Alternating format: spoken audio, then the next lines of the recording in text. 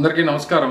ఈరోజు గౌరవ ముఖ్యమంత్రి జగన్మోహన్ రెడ్డి గారి విజయవాడ రోడ్ షోలో ఆయన మీద రాళ్ళు రువ్వి ఆయనకి గాయాలపాలు చేసినటువంటి ఘటన మనందరం కూడా చూసాం.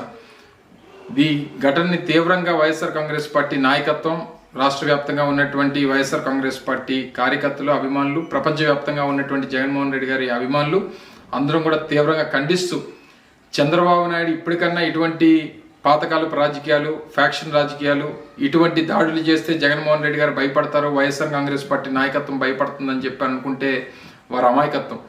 గతంలో ఇదే విజయవాడ ప్రాంతంలో వంగవీటి మోహనరంగ చావుకి, ఆయన మరణానికి, ఆయన హత్యకు కారకులైనటువంటి ఇదే తెలుగుదేశం పార్టీ ఇప్పుడు మళ్ళీ తిరిగి జగన్మోహన్ రెడ్డి గారిని మీద దాడి చేస్తే జగన్మోహన్ రెడ్డి గారు వెనకడుగేస్తారు, లేదా ఆయన రోడ్ షోలు మానుకుంటాడు, ఆయన సమావేశాలు మానుకుంటాడు అనుకుంటే అమాయకత్వం.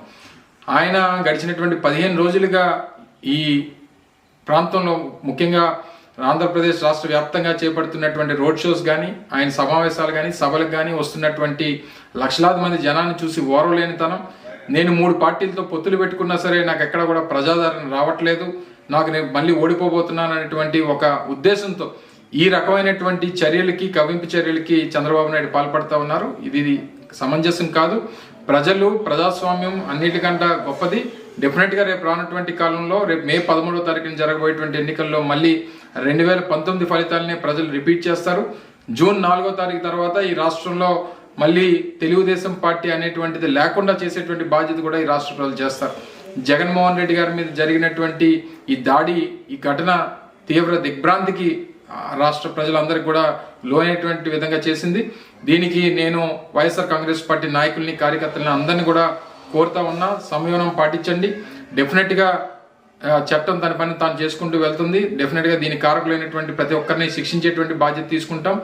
రానటువంటి కాలంలో తెలుగుదేశం పార్టీ ఇటువంటి చర్యలు మానుకుంటే మంచిది. ఎందుకంటే ఆయన కూడా రోడ్ల మీద తిరుగుతున్నాడు, చంద్రబాబు నాయుడు గారు కూడా రోడ్ల మీద తిరుగుతున్నాడు. వైఎస్ఆర్ కాంగ్రెస్ పార్టీ నాయకులు కానీ, కార్యకర్తలు కానీ, అభిమానులు కానీ ఏదన్నా మేము కూడా చేయాలనుకుంటే ఒక క్షణం కూడా ఆలోచించాం. కానీ ప్రజాస్వామ్యాన్ని అన్నిటికంటే గొప్పదని చెప్పి భావించేటువంటి వైఎస్ఆర్ కాంగ్రెస్ పార్టీ నాయకులు, కార్యకర్తలు డెఫినెట్గా సంయమనం పాటిస్తారు.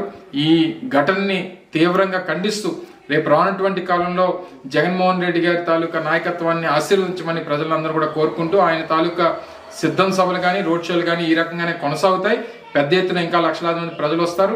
రేపు మళ్ళీ వైఎస్ఆర్ కాంగ్రెస్ పార్టీని ఆశీర్వదిస్తారని చెప్పి బలంగా నమ్ముతూ ఈ జరిగినటువంటి ఘటనని మరొకసారి రాష్ట్ర వైఎస్ఆర్ కాంగ్రెస్ పార్టీ ప్రజలు, కార్యకర్తలు, నాయకులు, అభిమానులు అందరం కూడా తీవ్రంగా ఖండిస్తా ఉన్నాం.